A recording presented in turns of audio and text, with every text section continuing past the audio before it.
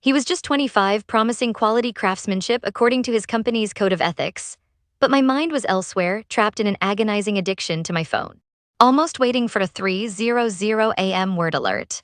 Sitting right there on my sofa, distracted and vulnerable, he went far beyond faulty repairs, shattering my trust in a way that violated everything. The house felt so empty that week. My husband Mark was away on a business trip, leaving just me and the quiet hum of the refrigerator. To fill the silence, I'd been spending way too much time on my phone using this vocabulary app. It sounds silly, I know, but I wanted to improve my English, learn new words, feel a bit more confident. The app sent notifications, little word challenges, and honestly, it became addictive. I'd find myself scrolling through definitions, losing track of time. It felt like a small, harmless way to pass the lonely hours. There was this small repair job I needed done, a leaky faucet in the kitchen sink that was driving me crazy. I looked online and found a local handyman service. Their website talked a big game: honesty, integrity, professionalism guaranteed. They even had a code of ethics prominently displayed. It made me feel secure, like I could trust them. So I called and they sent someone over the next afternoon. When the doorbell rang, I opened it to find him standing there. He looked so young, maybe 25 like the intro said. He introduced himself politely, mentioned the company's commitment to customer satisfaction and getting the job done right. He had his tools, looked the part. I showed him the kitchen sink and he got to work. I went back to the living room, sinking into the sofa. Pulled out my phone again. Just one more word, I told myself. Just a quick look at the daily challenge. Minutes blurred. I heard him finishing up in the kitchen, the clatter of tools being put away. He came into the living room to tell me he was done. I looked up from my phone, maybe a bit too slowly. He stood there for a moment. Maybe the small talk part failed. I asked him how much I owed, reaching for my purse. But he didn't answer right away. He just looked at me sitting there on the sofa, phone still in my hand. I felt a sudden unease, a strange shift in the air. He was the professional, the handyman, here to do a job based on trust and fair rates.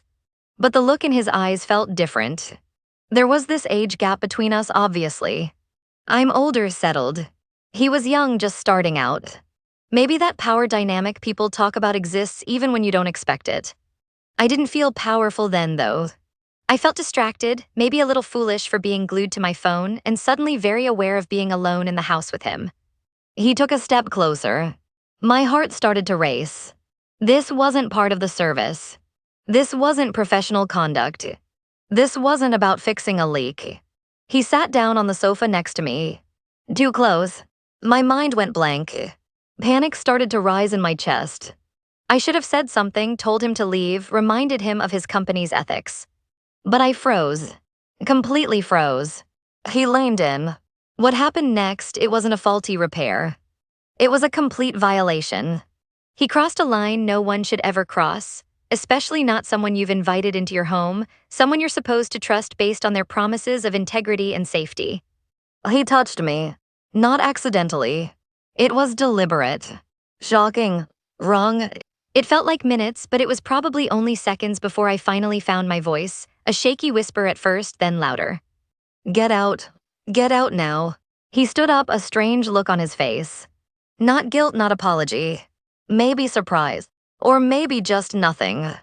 Like it meant nothing to him. He mumbled something about the bill, but I just pointed to the door, trembling. Leave. He left. The click of the front door locking echoed in the suddenly too large silence. I sat there on the sofa, shaking, feeling sick. Violated. The trust I'd placed in that company and their code of ethics felt like a joke, a lie.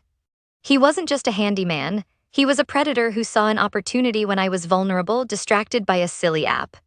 My husband, Mark, how could I tell him? This horrible, dirty secret now lived inside me. Was it infidelity if I didn't want it? If I froze? The shame was overwhelming.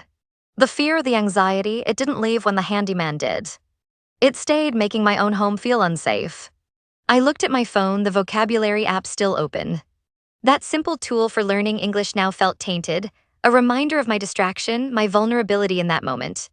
The promise of quality craftsmanship was a fraud. His professionalism was a mask for misconduct. Now the questions haunt me. What responsibility did his company have? Should I have reported him?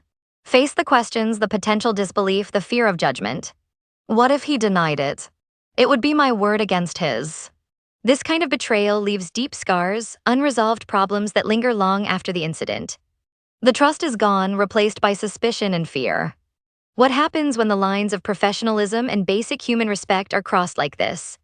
Where do you turn when the person meant to help ends up causing harm? These stories, these difficult experiences, are part of life, unfortunately. Sharing them, learning from them, is important. If this story resonated with you, or if you want to continue exploring real-life situations to learn English, please like this video, share it with others, and subscribe to our channel for more stories.